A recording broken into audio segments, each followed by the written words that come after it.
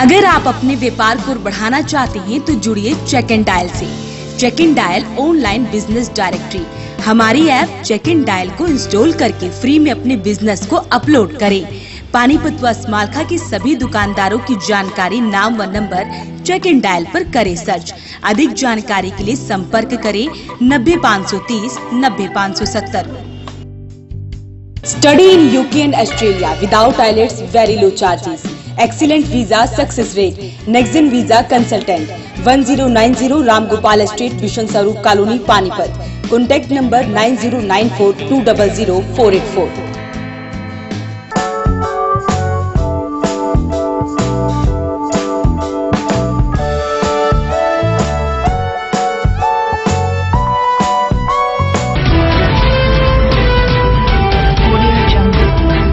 Subscribe to my channel Voice of Panipat and also press this bell icons. Never miss any new updates.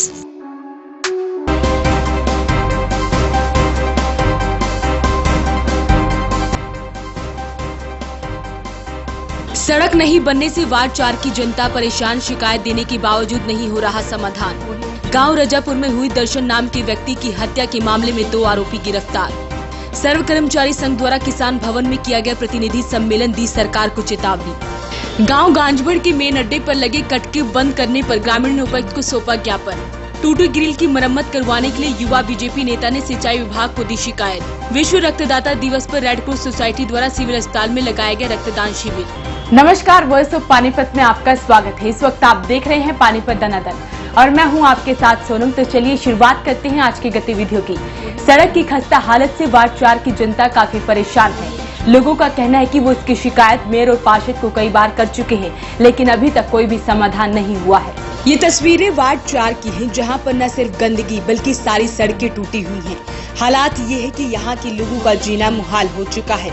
Ward 4 की जनता को ऐसे हालात में जिंदगी बितानी पड़ रही है। एक तरफ कूड़े का ढेर तो दूसरी तरफ सड़क टूटी हुई है। वार्ड के लोगों का कहना है कि वो इसकी शिकायत लेकर मेयर अवनीत कौर के पास जा चुके हैं, जिसके बाद मेयर के पति और वार्ड के पार्षद द्वारा साइन कर ये कहा गया था कि उनकी इस समस्या का हल हो जाएगा, लेकिन बावजूद इसके अभी तक किसी भी समस्या का हल नहीं किया गया है। ये हमने एप्लीकेशन दी हुई थी नगर निगम पानीपत में, मेयर पानीपत की है जो अवनीत कौर जी, उनकी पीए को, उनके साइन भी है इस पे बकायदा, ये आप देख सकते हो 8 जनवरी 2019 की, जिसमें उन्होंने बोला ये एप्लीकेशन आप ले जाके वार्ड के एमसी को दो, रविंद्र नागपाल जी को। हमने उसी दिन उनको भी एप्लीकेशन दी और उनके भी साइन है इस पर, आप देख सकते हैं। इसके बाद भी कोई कार्रवाई नहीं हुई। एमसी साहब ने बोला कि हम महिपाल डांडा जी के पास चले जाओ, सेक्टर 18 में। उनके पास हमने एप्लीकेशन दी, उसकी कोई सुनवाई नहीं हुई। हम मेयर को हमारे बोल के थक चुके हैं और ये हमारे भूपेंद्र जी जो हैं, भूपेंद्र जी को बोल के थक चुके हैं। भूपेंद्र जी ने जेई को भी बोला था कि गली के जाके इंस्पेक्शन कीजिए। जेई कहता है इस गली का कोई ग्रांट नहीं है, ये गली नहीं बन सकती। जेई का नाम वीरेंद्र मलिक है। आपकी क्या समस्या है? हमारी मेन समस्या ये है सर, यहाँ बारिश के दिनों में पानी इतना भर जाता है, निकलना मुश्किल हो जाता है गलियों से। यहाँ पे पानी की कोई निकासी नहीं है। वार्ड कौन सा है? ये वार्ड नंबर 4 है सर। रविंद्र नागपाल जी वार्ड के एमसी है। एमसी आते हैं यहाँ पे? एमसी नहीं आते। एमसी को 4 महीने बुला बुला के हम थक चुके थे। जब वो अभी 10 दिन 15 दिन पहले आए थे यहाँ पे, वोटों के टाइम आते हैं, वोटों के टाइम हाथ जोड़ते फिरते हैं, लेकिन बाद में पब्लिक की हमारी कोई सुनवाई नहीं है। वहीं कुछ लोगों ने ये भी कहा कि जब नेताओं को वोट की जरूरत थी तब वो उनसे रोजाना वोट मांगने आया करते थे, लेकिन जब से जीत कर गए हैं वापस ही नहीं लौटे। सामने बहुत मचा हुआ है जी, ना कोई सफाई वाला था इधर, ना कोई झाड़ू की वो है, ना कोई पानी की निकासी है, कोई नाली की व्यवस्था नहीं, ना कोई नाली की व्यवस्था है। आपने कभी इसके आवाज को उठाया? सर बार गए जहाँ एमसी के पास, मेयर के पास भी गए, किसी ने कोई सुनवाई नहीं। क्या कहते हैं वो? हाँ आ रहे हैं, बनवाते हैं, यहाँ पे बनेगी 2 महीने बाद बनेगी, कभी कभी कुछ कभी कुछ। कितने साल हो गए इसको? काफी समय हो गया, कम से कम 10 साल हो गए। गली की पानी को कोई निकासी नहीं है। हमारा भी आगे मकान है, मकान का पानी को उसमें छोड़ रखा है प्लाट में, और ये भी हम गली में भरा खड़ा पानी। मेयर पुराने मेयर के पास भी गए पहले, उसको कोई सुनवाई नहीं। अब यहाँ भी जो भी है इसका जो भी है, आज तक यहाँ भी कोई आया अधिकारी? अधिकारी कोई नहीं। और ये तो एक मेयर कोई वो पार्षद कोई आए हुए थे 3-4-5 दिन पहले, तो ये बोले कि ये साफ करा देंगे, वो करा देंगे, घूम फिर के वो चले गए। गांव रजापुर में दर्शन नाम के शख्स की हत्या के मामले में CIA 3 पुलिस की टीम ने 2 आरोपियों को काबू करने में सफलता हासिल की है, जिसकी जानकारी आज DSP हेडक्वार्टर सतीश कुमार वस्त ने पत्रकारों को दी। गांव रजापुर के दर्शन नाम के आदमी को किसी ने हत्या करके और HSIDC की दीवार पर लटका दिया है। उस पर हमारे थाना सदर पुलिस ने FIR दर्ज की और CIA 3 ने इसका इन्वेस्टिगेशन आरंभ किया और तफ्तीश के दौरान पाया गया कि प्रदीप और दीपक 2 लड़के हैं, ग्यासपुर गांव जिला सोनीपत के रहने वाले हैं और उन्होंने कोई ट्रॉली चोरी की थी। गांव पपनेरा से, सोनीपत का ही ये गांव है और वो ट्रॉली इसको जो मृतक है इसको बेच दी थी दर्शन सिंह को। और दर्शन सिंह को जब ये पता चला कि ये चोरी की है तो उसने इनसे कहा कि भाई मैं तो तुम्हें पुलिस में पकड़वाऊँगा। तो इसकी रंजिश को लेकर वो लोग यहाँ पर आ गए और इसको बुला लिया और बुला के सुनसान जगह पे इसकी अपना जो परना था और बेल्ट थी उसके माध्यम से दर्शन सिंह का गला दबा के इसकी हत्या कर दी और वहाँ पर टांग दिया। और आज हमारी CIA 3 की टीम ने इन दो अपराधियों को पकड़ने में सफलता प्राप्त की है। इसमें एक लड़के की और भूमिका पाई गई है जो भरतपुर गांव घरौंडा का रहने वाला विक्रम नाम का, उसकी भी भूमिका पाई गई है और उसको भी हम शीघ्र ही गिरफ्तार कर लेंगे। 2 लड़कों को गिरफ्तार कर लेंगे। बैकग्राउंड अभी चेक करवा रहे हैं इनका कंसर्न थाने से, रिकॉर्ड के भी पहले कोई क्रिमिनल रिकॉर्ड है या नहीं है वो बाद में पता लगेगा। सर्व कर्मचारी संघ द्वारा किसान भवन में जिला स्तरीय प्रतिनिधि सम्मेलन का आयोजन किया गया। इस मौके पर संघ के सभी सदस्य मौजूद रहे।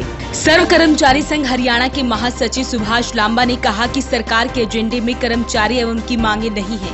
उन्होंने आरोप लगाया कि सरकार चुनावी घोषणा पत्र में कर्मचारियों से किए गए वादे को पूरा करने में विफल रही है।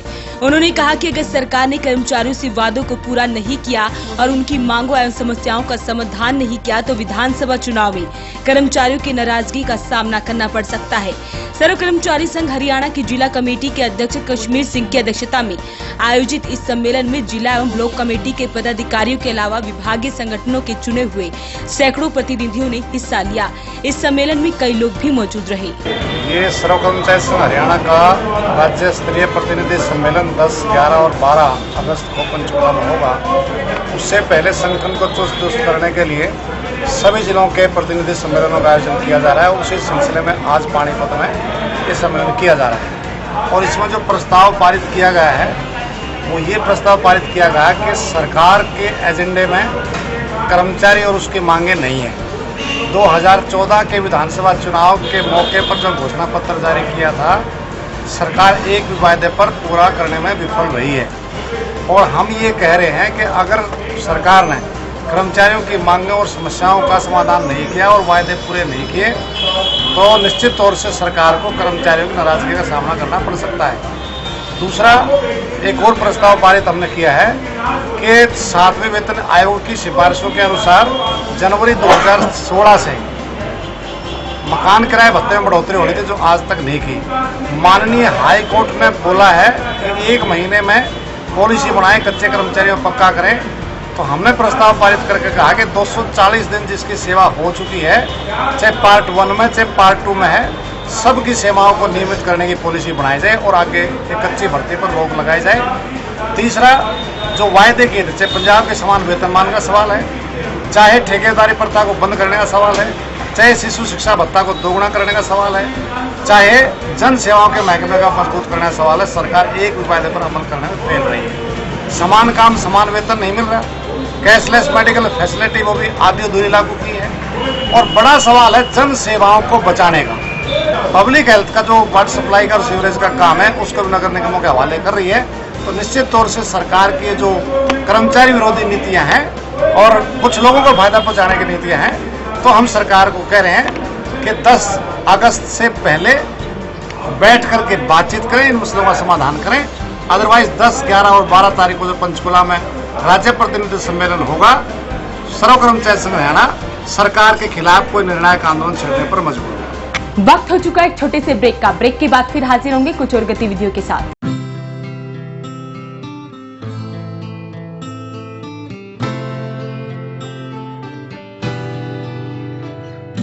आँखों में सपने सजे, उम्मीदें बनने लगी है। कदम बढ़ाकर मंजिल की ओर हम सब बढ़ने लगे हैं। GGI डगर सारी सोच नहीं है, तलाश अपनी खत्म यही है। और माँ है हैं जितने भी सारे पूरे होने यही हैं। गीता ग्रुप ऑफ इंस्टीट्यूशन, जहाँ है हर मुश्किल का सोल्यूशन। हाँ, just take your destination। पूरे होंगे सारे सपने, हाँ सपने, हाँ सपने, हाँ सपने, जो अपने, जो अपने, जो अपने। Intellectual study with joy and fun together. Geeta Group of Institutions, Panipat. India today and world tomorrow. पूरे होंगे सारे सपने।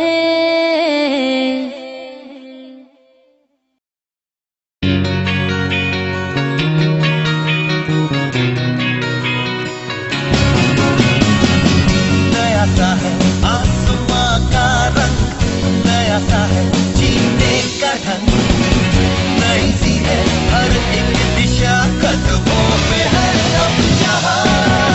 If you wanna dream, if you wanna fly, then come and join, bike and touch the sky.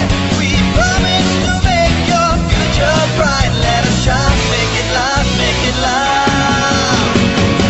Yes, yes, yes, fight. Yes, fight is the right choice for you. Yeah, ET fight. Yes, fight is the right choice for you.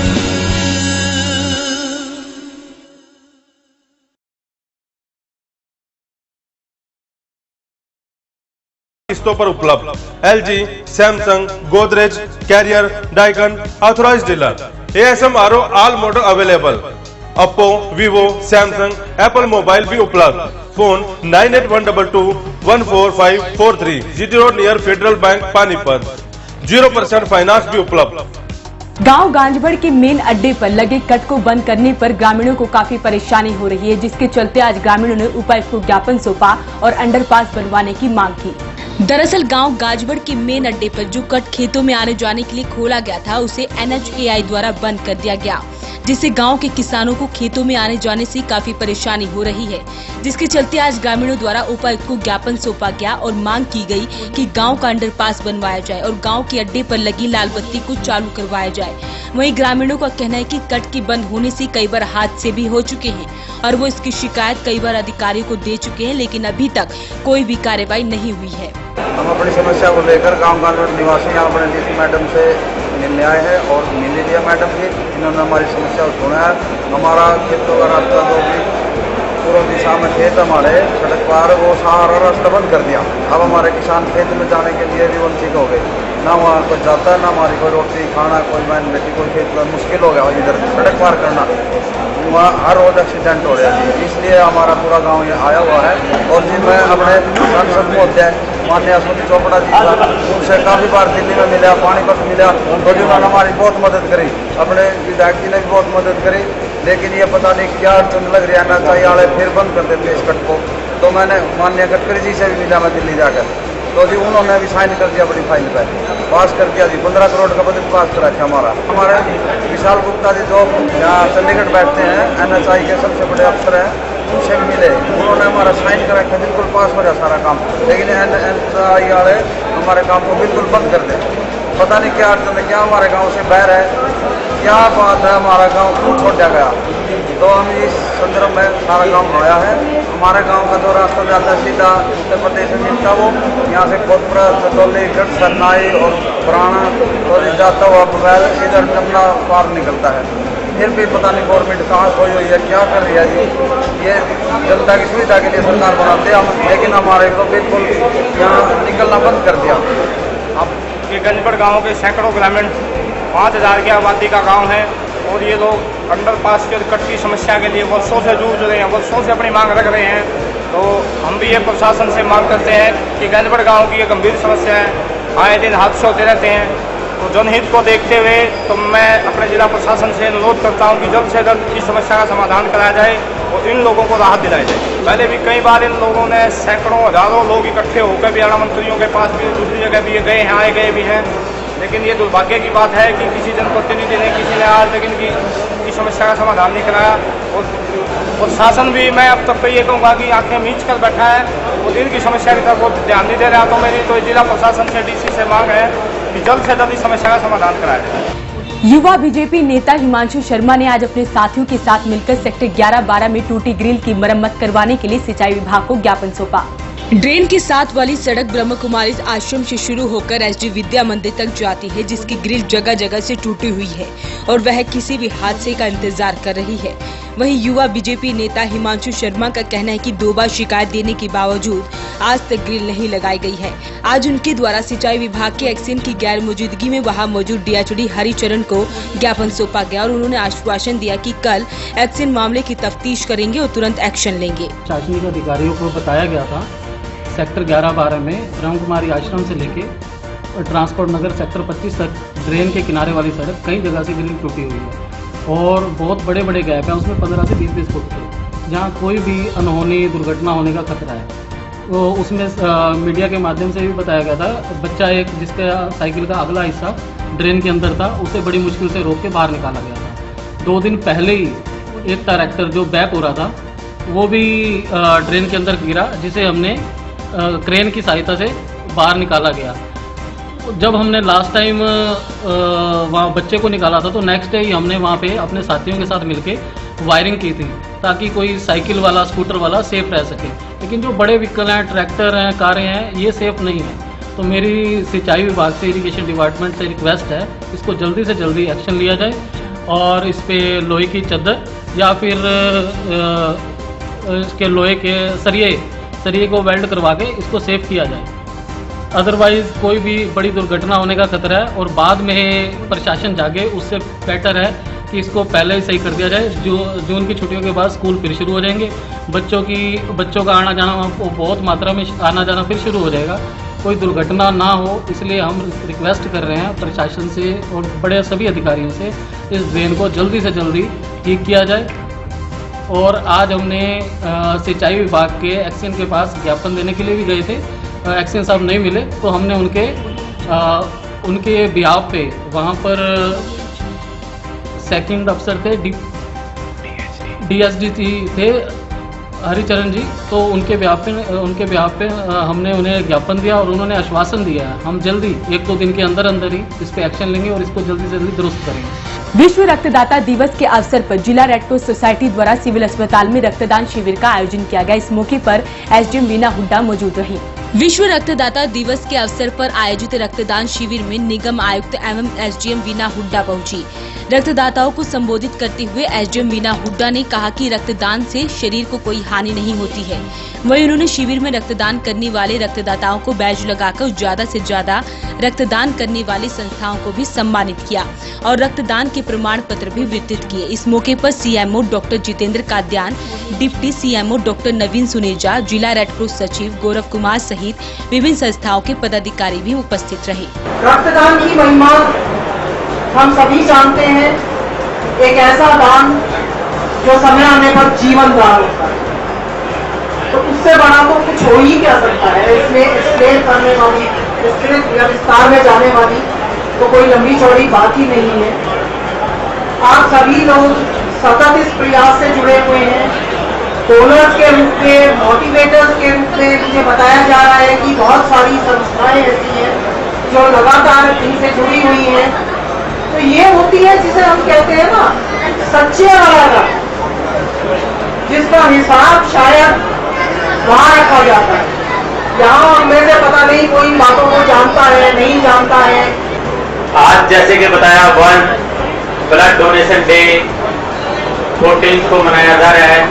इसमें एक हमारे जो programme है appreciation of the organisation, उनको सम्मानित किया जाना है। आज की गतिविधियों में बस इतना ही।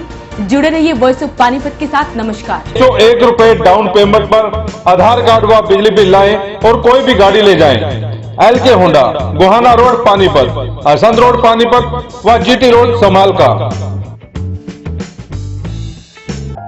स्पॉन्सर बाय RP वेल्टर मल्टी स्पेशलिटी हॉस्पिटल घरोंडा।